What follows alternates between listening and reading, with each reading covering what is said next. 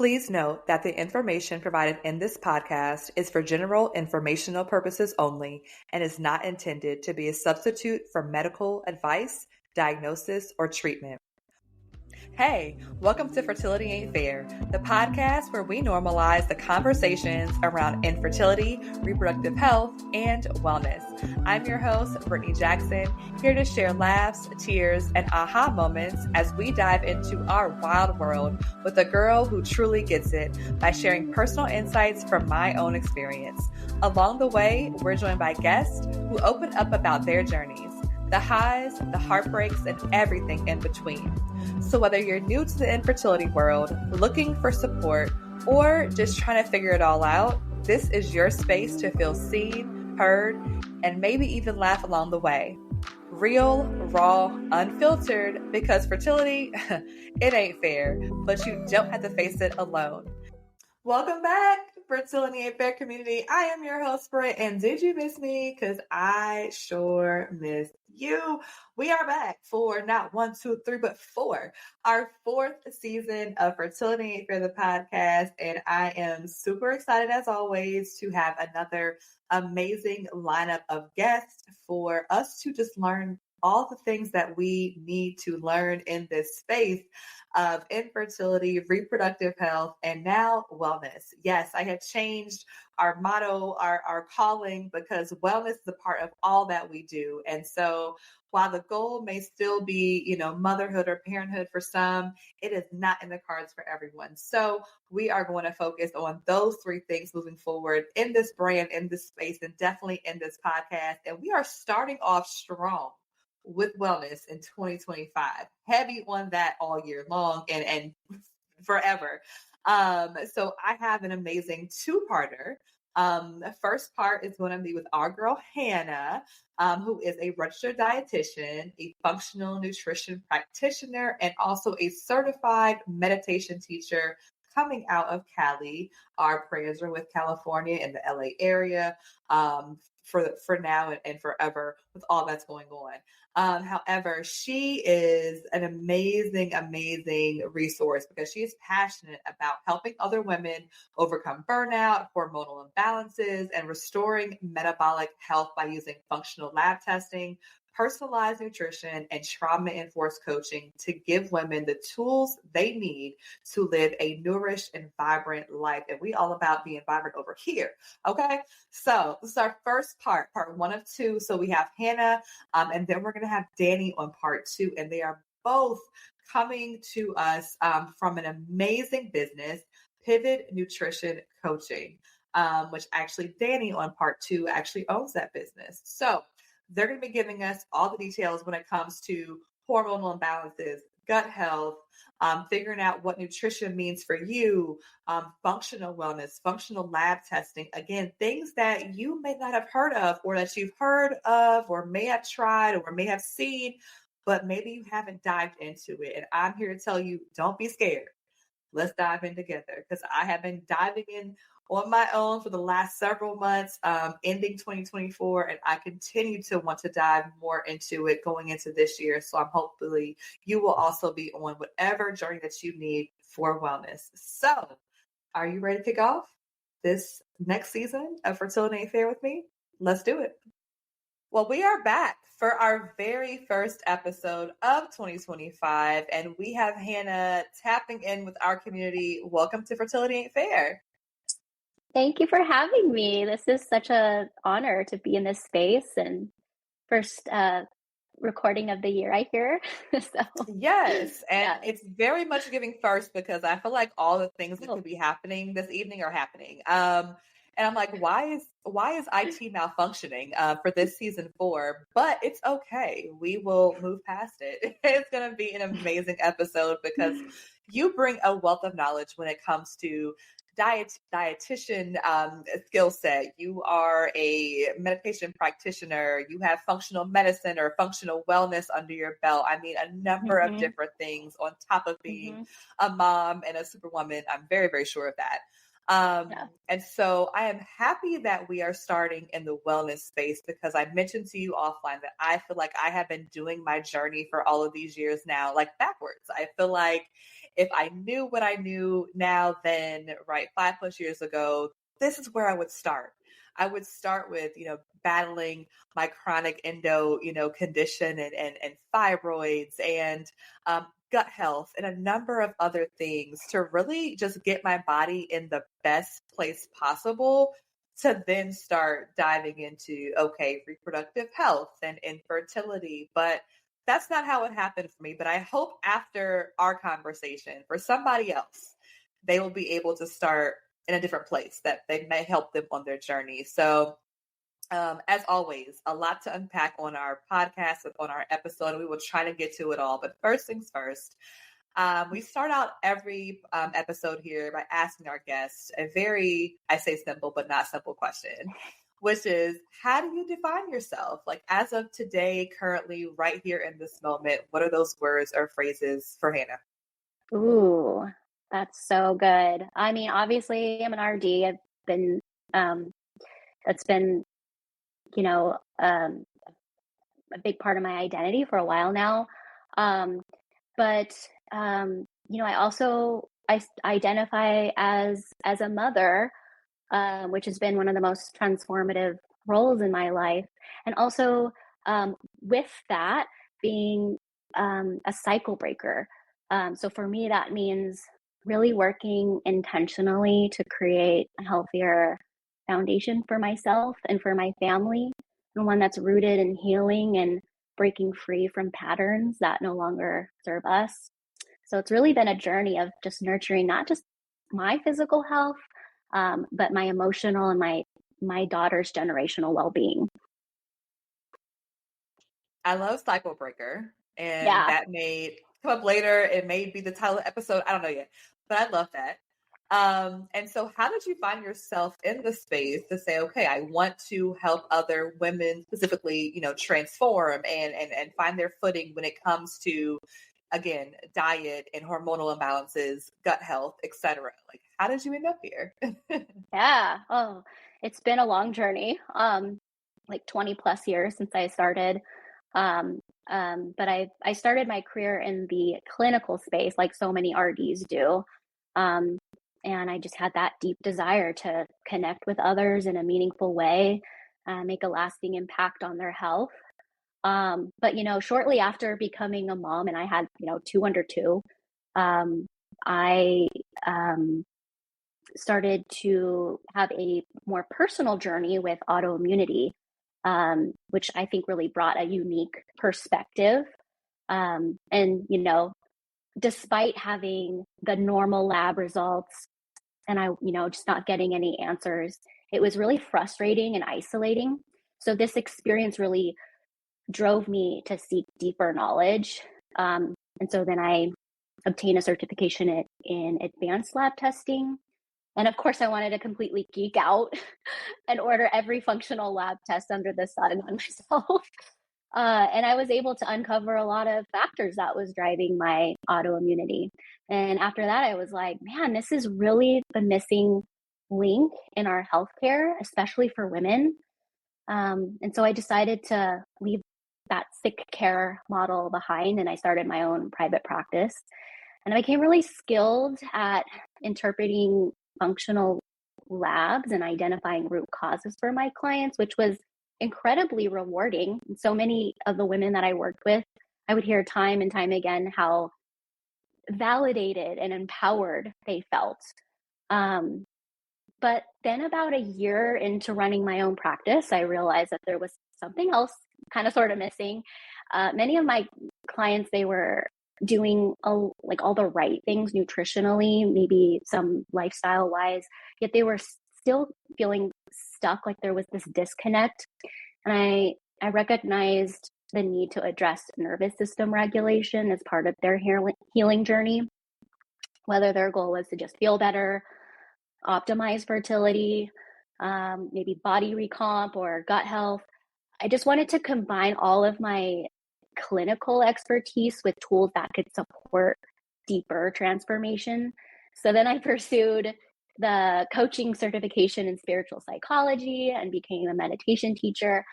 And then that really allowed me to integrate those practices that really help my clients integrate and regulate their nervous system in a more practical, sustainable way. So really like supporting my clients' overall metabolic health from like a holistic approach. That's impressive, number one. But I love so much of what you said, because it is really, one, it's frustrating. You don't know what you don't know. These are not things that you're being taught right at your primary care. We didn't learn these things in health class. We have no, like, you just don't know. And for me, so for the last, I would say, definitely the back half of 2024, but I mean, I think all of last year, my goal was to really dive deep into these things. So, right. So getting a nutritionist for the very first time, getting these functional lab tests and figuring Yeah. out, okay, these exist. How come no one's, talking about them? How come they're not covered by insurance a lot of times, right? But we know that. Yeah. But, Yeah. getting away from the sick model that you mentioned and getting to a place of, I can heal so many different things if I just know what's happening throughout my entire body, all of my systems, and how they all connect and integrate. And so, again, along with being frustrating, it's also been, I'm also like geeked out about it, because I'm like, oh my God, telling all my friends, most of my girlfriends, mostly, like, hey y'all, did you know we could do this? We could ask for this, you could pay for this, you could find this person, all these different things. Mm-hmm. They're like, no, I had Mm-hmm. no idea. And so you mentioned at the end of that metabolic health. And that was Yeah. one of the first things that I wanted to address, because I read the bio, and a lot, I was like, okay, now I know what that means. I know what that means. Um, but metabolic health, let's talk about that. Yeah. Let's talk What is about it. what's a quick definition? What, how can we define that for just us folk getting into it? Yeah. That's so funny you mentioned that. I mean, a lot of people, when they hear the word metabolism, they just think it's like, oh, my ability to burn off the cookies that I ate after dinner. Or, you may hear someone say, I could just like look at the cookies and gain weight because my metabolism is so slow, or vice versa. But when we talk about metabolic health, we're really referring to the body's ability to maintain balance or homeostasis when faced with external factors like stress, diet, or environmental changes. And, metabolic health is intricately connected to hormone health because our hormones play a key role in regulating metabolic processes. Thank you. We're all on the same page to just start it. And so, going back to how that plays a role in like nutrition, because again, I think to your point, like, we're thinking like, hey, I'm eating all the right things. Yeah. We're all like bombarded with, I'm in marketing, so messaging about what to eat, and have your kale and do your smoothie and get your powder, and there's just so much out there, right? And it's overwhelming, and it can be just a lot. And I think there's also something that's like over supplementing yourself and just whatever. Mm-hmm. And we're adding things to our diet and our plans, but we also have no idea what's actually happening in our body. And so I know when I first went to my nutritionist and I got back two things. I did a food kind of inflammatory test, which was already eye-opening off Mm-hmm. the bat. And then because it was things that were good for you, right? I had like apple on there, and I had like, different green vegetables on there, and things that you would not, again, you're not being told are not good for your body. And again, for everyone's body is different. And so I think when we use this general kind of nutrition is this, it doesn't make sense, because everyone's body is different. But Yeah. how does nutrition really impact or affect like certain conditions, like an inflammatory condition or like an autoimmune condition? And, Mm-hmm. without speaking to, specific conditions, we'd be here for the next probably 3 weeks. Oh, I know. But, I can go into depth about like every right. single thing. and Yeah. and we will get to how you can reach out to Hannah at the very end. But how does that affect it, on a day-to-day basis, even if we're doing all the quote unquote right things? Yeah. I mean, nutrition really plays more of a foundational role in managing these conditions. because it helps address underlying drivers like inflammation, hormonal imbalances, and gut health. I know you mentioned that was another thing you were struggling with earlier. But, you know, like for example, for PCOS, really ensuring adequate calorie intake and balanced macronutrients is really key, stabilizing blood sugar, creating safety in the body for hormone production and ovulation.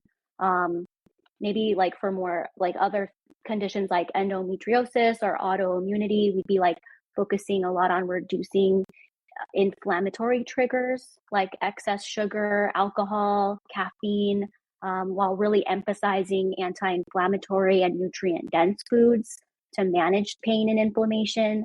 Um, um, and then, gut health is another critical area because, the majority of our immune system resides in the gut. So, including gut-friendly foods, like fermented vegetables, lots of like a wide variety of plant fibers, red polyphenols, leafy greens, bone broth even. It can really help support a healthy gut lining and beneficial bacteria. And this is really important because a compromised gut barrier, like we often refer that as leaky gut, that can really exacerbate an autoimmune condition and trigger those immune responses like you saw in the testing that you did, right? Because like food is like rarely a root cause. It has more to do with the environment of your gut and how you're able to tolerate certain foods. So Thank you for breaking that down because I had leaky gut. I was one of those people. I was like, okay, I'll get this tested back, and it'll be like I did a stool test, right? I did the 3-day whatever stool kit, and so when I got it back, I think it was like 5 different categories that they look at, and so I was like green in 4, and I was red flag in number 5, and it was I believe dysbiosis. Yep. And so it was like we drilled down on all the findings and in our session, and I was just like, how is this possible? How do I have no good bacteria? How, again, I eat well, I cook, I you know what I mean? I'm not, yeah, I'll have my occasional, trash meal and the weekends, I might brunch a little too hard some days. But I was like, overall, I don't think I'm eating bad. And so, it was really a journey of, okay, removing, right? So doing the elimination diet first, just to kind of remove, at that point, I felt like everything from my diet. And then, adding back things that did not harm me. And then again, sticking with the anti-inflammatory, kind of mandates. And so back to gut health. So I think it's been so buzzy, so catchy. Like everyone's on their gut health journey. Oh, yeah. All the girls on TikTok are gut healthing it up. However, where is a safe place to start for someone that might feel like, okay, I want to get into this, I think at this point, probably everyone could benefit from some type of lab testing and, again, just knowing where you stand. Yeah. And as you mentioned, gut health is, or the environment is just so important to so many different things in our life and our wellness. So where should we start? Yeah. Because I feel like if we promote one more green powder or one more collagen, whatever, I'm just like, girls, like we can all do this. So where do we start? Where could someone start?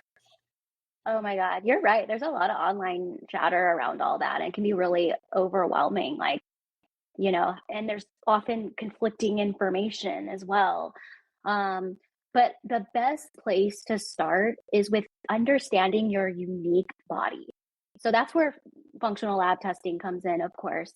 But I mean, if you see a health coach, a fitness influencer, even a practitioner giving advice about how to, balance your hormones or maybe recommending all these supplements on, for your gut health, without considering your medical history, your relationship with food, your markers, your hormone levels, your stool test results, my advice is really simple: run.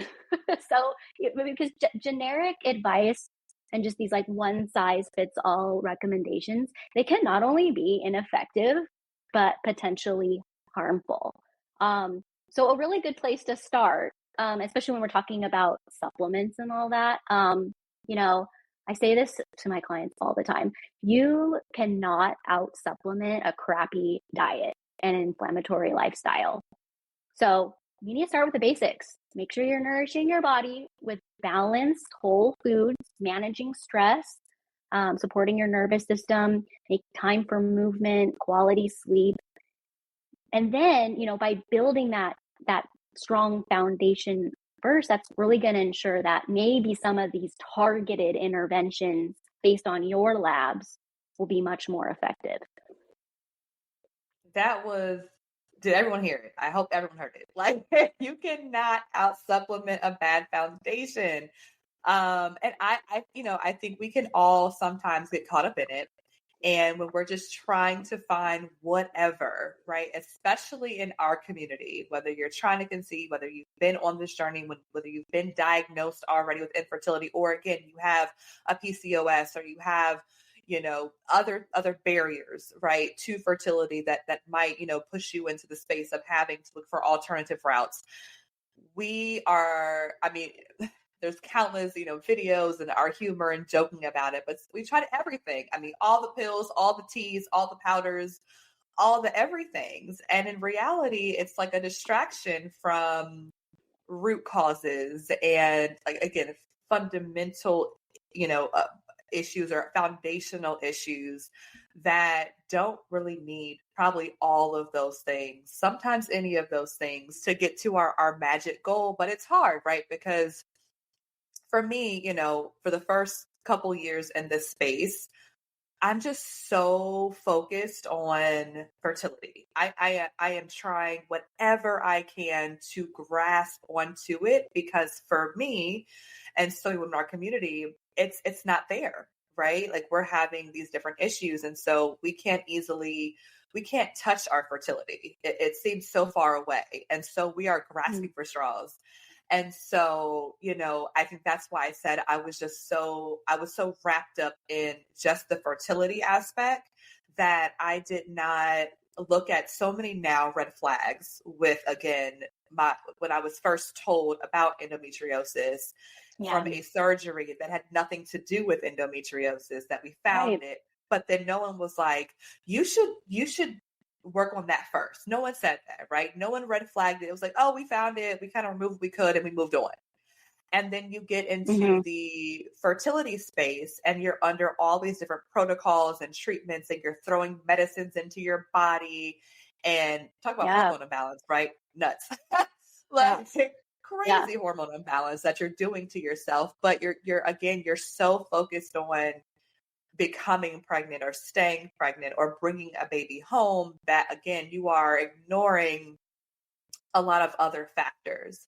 And you chalk it up to whatever, right? You chalk it up to the medicine. You chalk it up to, I have brain fog because of this, or I'm just stressed out, or it's just whatever, or I ate something bad, or whatever. The bloating is just because of this, whatever. Like, that's for me. I'm speaking of what I thought about. And so I love that we're, again, starting in this kind of foundational space, because, again, no one is saying that if you do all of these right things that, you are going to bring that baby home, right? It's just not the reality.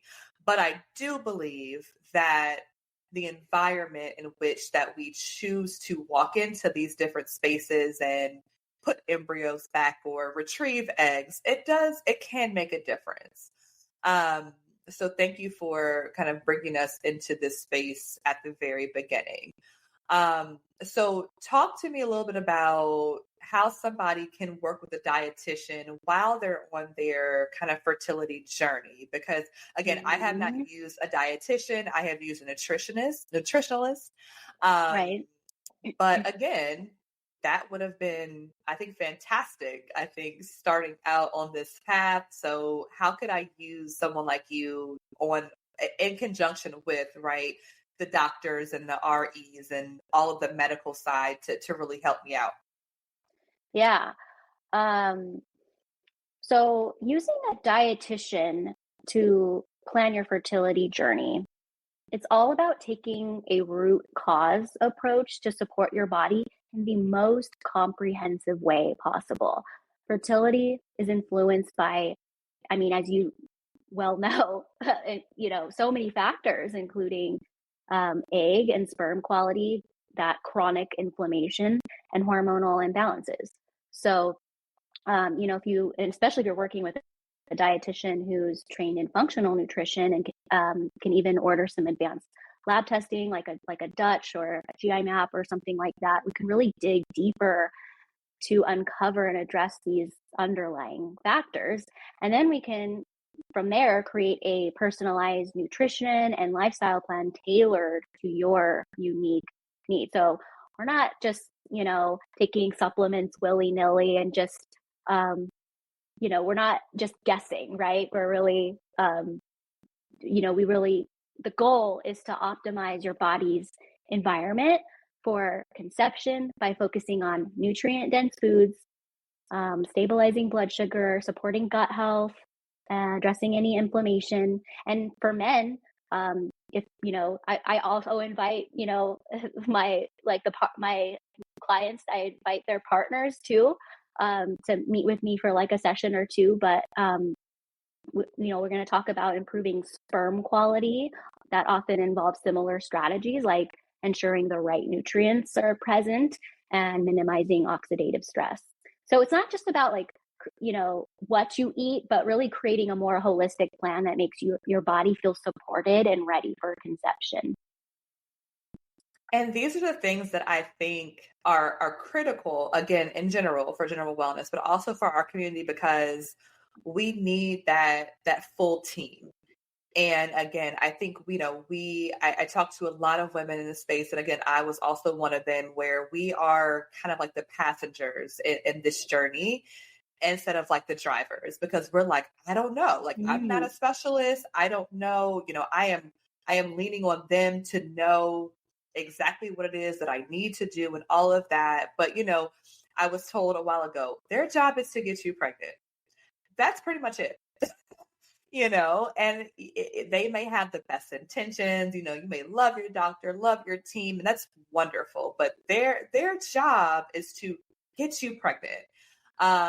Their job is not, usually in the nutrition space or in the holistic space or in the wellness space. And there are even a lot of doctors still to this day who, I won't say shun, but are not welcoming when it comes to these other forms of wellness. And I find it such a disservice, right? Not saying that you have to prescribe or subscribe to everything out there, right? But I think, there is, I think, a disservice done for a lot of, women, men, and couples that, that make them feel almost like, okay, well, maybe I shouldn't pursue that. Or, I'm not working with a medical doctor, so maybe they're right, versus leaning into it and doing their own research, right? So I hope that we leave this conversation with people just thinking, you know what, if I feel like I need other support, it's okay to have, again, a full team. And a full team looks like, my medical doctor, it looks like my nutritionist, look, my acupuncturist, it's my whatever. Because I think it really can take all of these things to make us whole, in places where, we just aren't whole. And I want to touch on, I saw burnout in your bio. Ooh.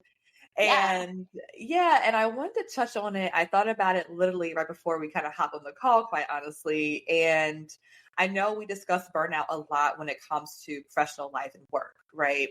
Or just like personal life and lifing. But I want to talk about it also because burnout can also manifest in this journey. And you can just find yourself, again, very similar to a job. This feels like a job some seasons, there some years it has felt like a third job. And because you're learning, you're educating yourself, you're learning on the job, you're building a skill set of things that you never thought you were ever going to need to know, to try to grow your family, all these different things. It's a lot. It's really it's a gut punch, a slap in the face. And then for a lot of us, it's just constantly educating, and it's a lot. Not to mention being pumped up with hormones and drugs and all of that good stuff. So, can you just touch on how you help your I also say customers, goodness gracious, your patients or your clientele really tap into getting out of that space? Like, is there any advice that you would give someone who maybe feels like, again, it could be any area of their life, but for our community, if you're feeling burnt out by the protocols, the doctors, the education, whatever it is, how can they move possibly out of that space of being burnt out? Oh, that's really good. And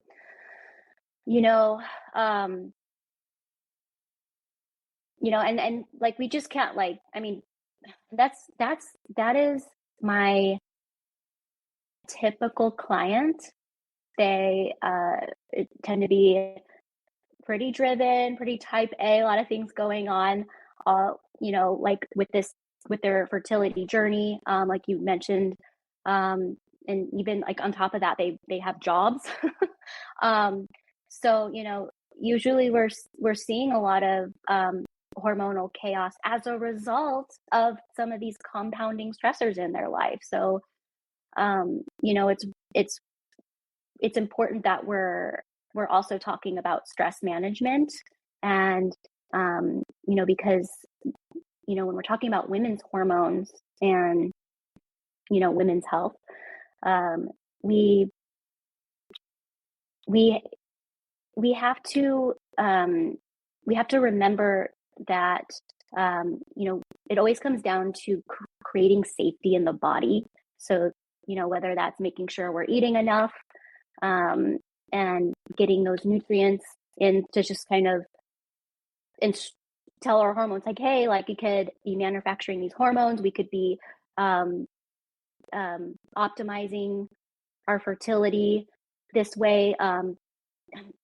But really it's about making sure, like, we're like, because we can't just like up and leave our jobs, right? We can't, like, there's a lot of factors that we can't control here. So, just focusing on the things that you can control, like your nutrition, and even your sleep too. Your sleep and circadian rhythm also plays a really big role. Has any practitioner that you've worked with, whether that's like a nutritionist or a doctor, ever talked to you about, supporting your circadian rhythm, or anything like that? The answer is no. I mean, the very generic, like, make sure you get good rest and, listen to your body, and yes, but absolutely not to that. So what does that actually mean?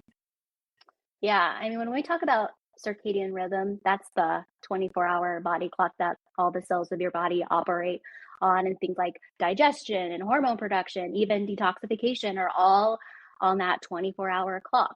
So if our circadian rhythm is disrupted, those really fundamental tasks are disrupted too. So that's really where we see the connection between circadian rhythm stressors and hormones. You even see it showing up in blood sugar control. So if we have one night of bad sleep, we have an even harder time keeping our blood sugars in control the following day. So when it comes to workshopping this, the first thing you want to focus on is keeping a consistent wake and sleep time. We want to be going to bed roughly around the same time each night, waking up roughly around the same time each morning. That's going to be the best way to get your body and your cells all on the same page with what wake and sleep schedule we're adhering to, and really get that clear rhythm. You'll also want to look into like light exposure too. So light is one of the strongest influences on our circadian rhythm. So we try to get sun exposure upon waking, and this can be really challenging during certain times of the year if it's like darker in the morning. So you can get one of those full spectrum light boxes for that, and that's something you can turn on right when you wake up. Maybe if you're eating breakfast or putting on your makeup, getting that sunlight into the eyes, it really sets a clear message. Okay, it's morning, we can start the clock. We also mitigate light into our eyes from blue light. So we really want to watch all the messages telling our brain that it's nighttime, it's time for sleep. Blue light from screens and technology can get really messy with whether or not we're producing enough melatonin or supporting our circadian rhythm. So, once we've significantly reduced blue light exposure at night, we can start thinking about our sleeping environment that would promote deep sleep. So, like I always say, cold, dark, and quiet. And it might mean reducing the temperature to 68 degrees, using blackout shades or an eye mask, or possibly using a white noise machine. So sleep is really a big one that we talk about in practice. And nervous system regulation too is another big one, because cortisol plays a big role in blood sugar balance, and our adrenal glands producing all of our like sex hormones and things like that. So it's all connected.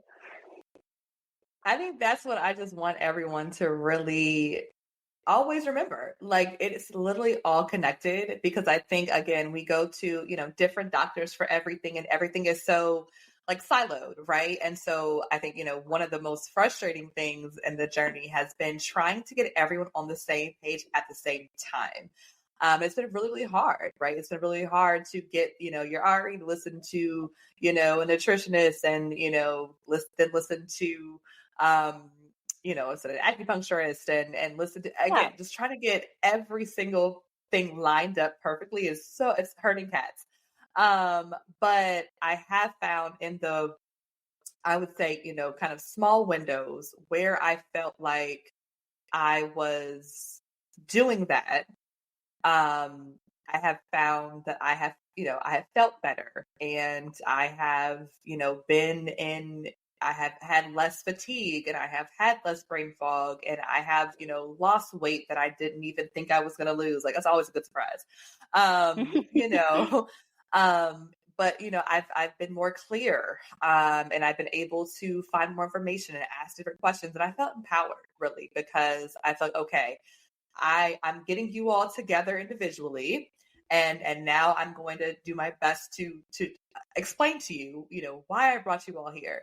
And so I know it can be a lot. Again, to your point, we have life, we have, family, we have other conditions or other things happening. And so it is so much on our plates at all times.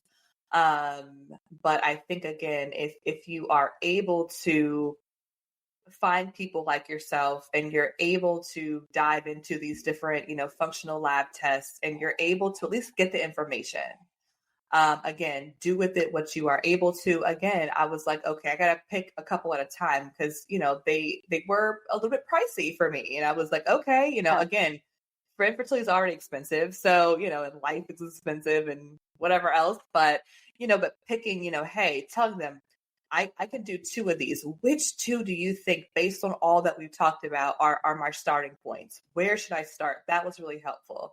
And then going in and creating plans based on what we know from these 2, and then say, okay, maybe in the next 6 months or a year, I can add on this one. Because the Dutch test is also on my list. I want to do the Dutch test Yeah. That's what I was for this year.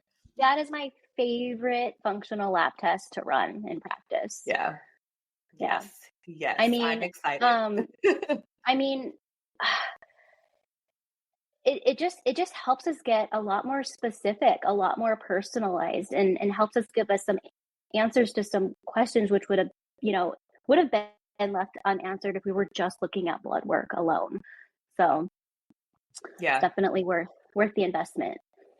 For sure. And for those of you who don't know, Google it. But can you just tell us quickly what a Dutch test is? I think, again, this might be one of the tests that I think, again, is very beneficial in general, but definitely beneficial if you are finding yourself kind of either starting the journey or kind of circling, and things are not clicking or connecting.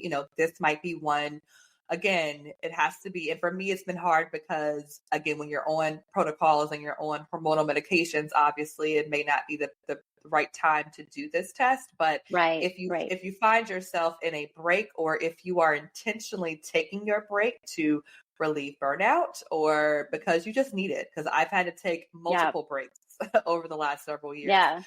Some that I Yeah. chose, some that I didn't choose. Yeah. But yeah, what is that test and what does it show? Yeah. So Dutch, it's stands for Dried Urine Testing and Comprehensive Hormones. And it's a very unique way to look at hormones, because traditionally, before this test was available, you would have to rely on blood work for hormones and saliva for cortisol, which was okay, but not great.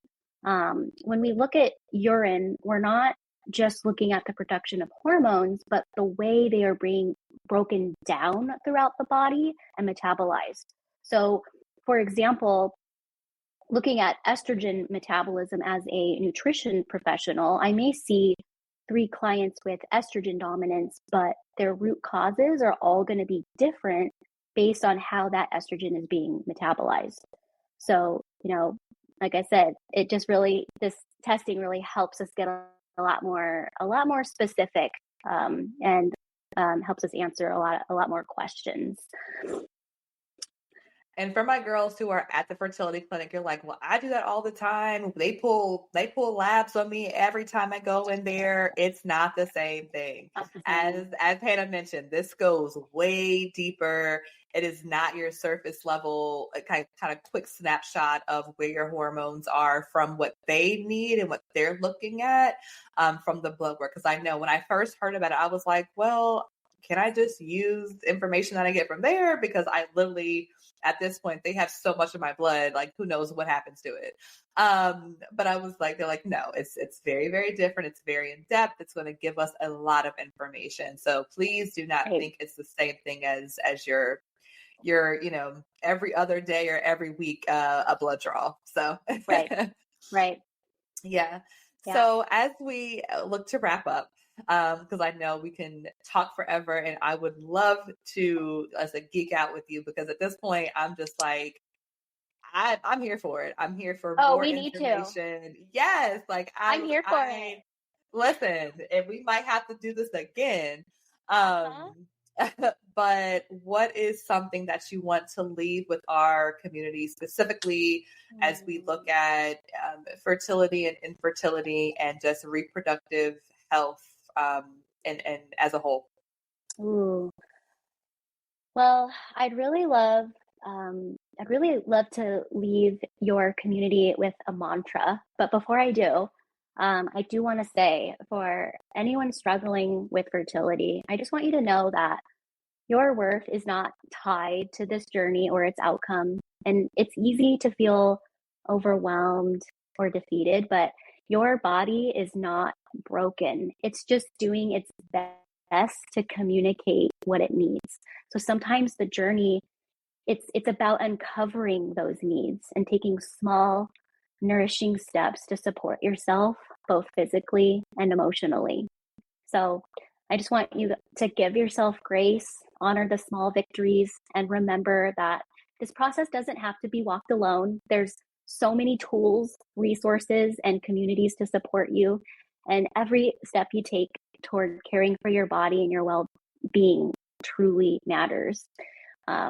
So your mantra, your statement to self is, I am resilient, I am worthy, and I am not alone. I love it. I receive it. I'm going to add that. Those are all words that I have used.